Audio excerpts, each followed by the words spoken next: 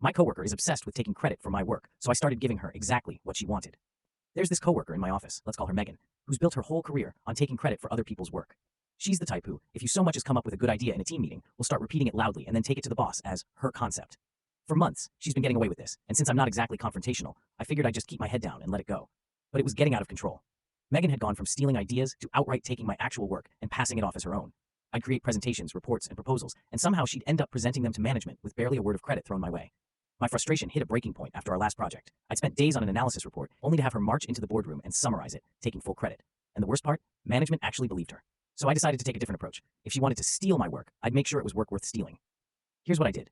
I created an elaborate presentation about a fake process I called Optimal Revenue Integration Strategy, or ORIS for short. It looked impressive, sounded professional, and was absolutely meaningless, just buzzwords strung together. I also intentionally left the presentation open on my desktop during lunch, fully expecting her to see it. Sure enough, Megan swooped in, borrowed it, and set up a meeting with our boss to showcase her latest insights. When the meeting happened, I sat quietly in the back, watching as she went through slide after slide, using words like synergize and monetize like her life depended on it. The boss's face went from interested to confused to downright skeptical. Finally, he asked, "Can you explain what optimal revenue integration strategy means in practice?" Megan's face went pale as she stumbled over the buzzwords, trying to make sense of it. But it was nonsense. She couldn't explain it because it wasn't real. The boss turned to me, knowing I'd been working on the project too, and I just shrugged, saying I had no idea what she was trying to convey. Megan was caught. The meeting ended abruptly, and she hasn't been near me since. I'm now known as the guy who actually understands the strategy in the office, and she's been side-eyed by everyone ever since.